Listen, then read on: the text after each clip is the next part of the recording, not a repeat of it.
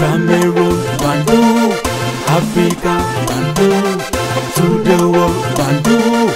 Tentative de coup d'État au Bénin. Les amis, j'ai pris le temps de me prononcer sur ce sujet parce que avec l'expérience que j'ai fait très attention de choses qui viennent des gens qui sont des valets. Ils orchestrent des choses. Patrice Talon ne peut pas nous dire qu'il y a eu coup d'État ou tentative de coup d'État au Bénin. Je ne pense pas, les amis. Je ne crois pas. S'il y a tentative de coup d'État, c'est quelque chose, selon moi, les amis, qu'ils ont créé de toutes pièces pour pouvoir justifier les accusations contre accusations. Et aujourd'hui, on nous parle de noms et on cite qui? Kémy Séba, il serait impliqué là-dedans. Et on cite qui encore? Le chef d'état-major de l'armée du Niger, chef d'état-major de l'armée du Burkina Faso, dont l'AES est accusé. Sur le banc des accusés, c'est l'AES. Mais c'est tellement ridicule. Ridicule. Pour quel intérêt? Et on regarde bien. C'est entre les amis, hein, les frères siamois, comme a dit l'autre. Patrice Talon et Olivier Boko. Monsieur Oswald Homki, c'est qui?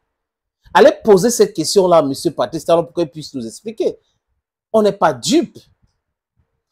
Monsieur Oswald Homki, c'est l'ancien ministre de Sport. Olivier Boko, c'est qui? C'est un ami, c'est un proche, c'est un frère à Patrice Talon.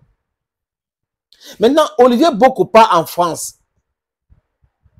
Selon les dits de ceux qui sont proches de cette enquête, il est allé discuter avec la France pour que la France puisse cautionner le coup d'État. Comment est-ce que la France peut cautionner un coup d'État alors que la France est en train de travailler avec Patrice Talon pour déstabiliser l'AES?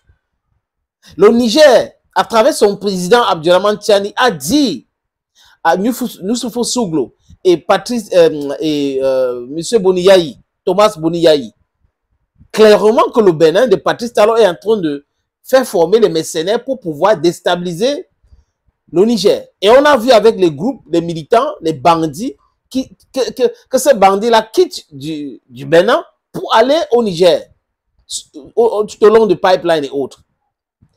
Patrice Talon ne peut pas penser que nous sommes dupes. On n'est pas dupes. Les amis, pour la petite histoire, pour ceux qui sont clairvoyants, mes frères béninois, Patrice Talon est arrivé au pouvoir comment? Boniyayi a essayé un troisième mandat.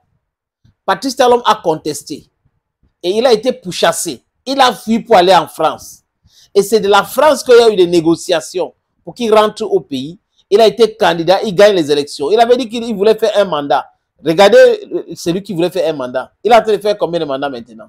Et quand il sent que il est en difficulté, il est en minorité, il a détruit l'économie béninoise à travers le port et les sanctions inutiles contre le Niger, il vient créer un truc de toutes pièces, coup d'État manqué au Bénin.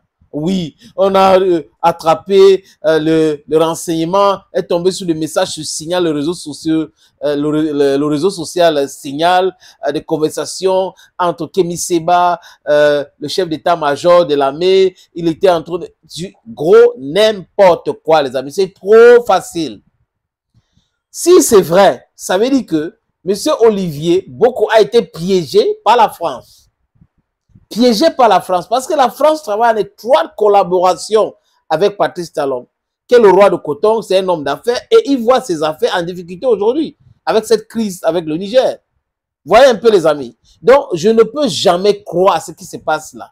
Je pense honnêtement qu'on a piégé les gens, et on est en train de vouloir régler les comptes. Patrice Talon veut rester éternellement président du Bénin, mais le peuple du Bénin va faire le travail, et il va partir comme Thomas Boniyayi. Le Bénin n'appartient pas à Patrice Talon. Patrice Talon, ce n'est pas l'homme le plus intelligent d'Afrique. Ce n'est pas l'homme le plus intelligent du Bénin. Ce n'est pas du tout l'homme le plus intelligent du Bénin. Donc, cette même danse-là, où on a fait au Bénin, vous avez vu au Bénin, non? Ou au Tchad, c'est toujours la France. On fait des changements de chaises. Toi, viens, prends la place et tout. C'est le film, c'est le cinéma au niveau du Bénin. Et là, les gens sont en train d'accuser l'AES. Voilà non, l'AES, l'AES. Vous rigolez, hein? Vous rigolez. Pour faire un coup d'État contre Thomas, comment il s'appelle, Patrice Talon, vous pensez qu'il faut aller en France? Si quelqu'un veut faire un coup d'État contre Patrice Talon, le bon sens voudrait qu'il ne parte pas en France. Il cherche des partenaires ailleurs. Donc, si c'était ailleurs, la France ne devrait pas avoir des informations. Comprendre? Are you getting the point? Donc, si on dit la personne est allée en France, Olivier Boko est allé en France, il a fait ceci, ça a parti de la France, et puis on a eu toutes les informations, et on accuse Kémi Séba. Kémi Séba qui vient d'être déchu de sa nationalité française. Vous êtes sérieux? Et c'est Kémi Séba qui va cautionner la main noire de la France dans la déstabilisation ou changement de chaises au Bénin? Non, vous rigolez. Le problème, c'est qu'ils sont dépassés par les événements. Et ils veulent torpiller la création de la monnaie. On est en train d'annoncer des satellites, on annonce des choses, ça dérange la France, ça dérange la CEDEAO, ça dérange l'Occident collectif. Donc, du coup, il faut commencer avec les accusations.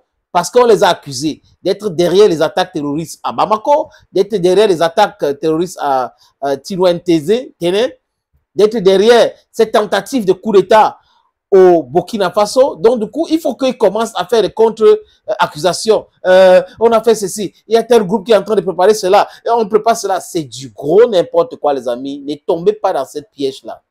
C'est un piège. C'est le film. C'est le cinéma. J'ai pris un coupure de journal qui est intéressant pour vous, les amis, qui parle là de la relation entre Patrice Talon et Olivier Boko. Let me just read it for you. Depuis avril, la relation entre Patrice Talon et Olivier Boko s'était largement dégradée. Ce dernier, qui n'a pas ailleurs jamais eu de titre officiel, donc Olivier Boko n'a jamais eu de titre officiel, ne cachait plus son souhait de se lancer dans la course à la présidentielle de 2026. Voilà où le bas blesse. Son récent séjour à Paris, quelqu'un veut faire un coup d'État et pas à Paris, au Bénin, Patrice Talon qui est l'ami avec Macron, ils sont en train de faire tout pour perturber l'AIS. Vous n'êtes pas sérieux. Son récent séjour à Paris en septembre avait été l'occasion de nouer des contacts utiles à cette ambition. Considérant que son ami avait franchi une ligne rouge, le président n'a pas du tout apprécié cet activisme. Une réunion au domicile de Patrice Talon avait pourtant été organisée en avril pour tenter de calmer les ardeurs des proches d'Olivier Boko. En vain. À cette occasion, Patrice Talon avait conseillé à l'ancien ministre des Sports, dont il est le parent, dont on parle là de Oswald Romki, dont il est le parent du dernier enfant, de se désolidariser au plus vite d'Olivier Boko sans succès. Donc, vous voyez le lien. Vous dites à quelqu'un, ne marchez pas avec l'autre là. Il est très dangereux pour moi. Et la personne continue de marcher avec lui. Donc, du coup, quand il y a cette simulacre des tentatives de coup d'État, oh, Olivier, oh, tel et ceci. Et après, les gens pompent les trucs et les narratifs. Vous allez vous rendre compte que Patrice Talon fait du Patrice Talon depuis l'époque de Thomas Boni Yayi. Et il n'a pas changé, les amis. Je ne crois jamais. Je ne peux jamais croire. Il est le bras séculaire de la France contre l'AIS. Et vous venez me dire que quelqu'un veut être président au Bénin, il va aller en France. C'est de la France qu'on a eu le renseignement. It's not serious. Ce n'est pas du tout sérieux, ces narratifs-là. Thank you, friends. Bye-bye.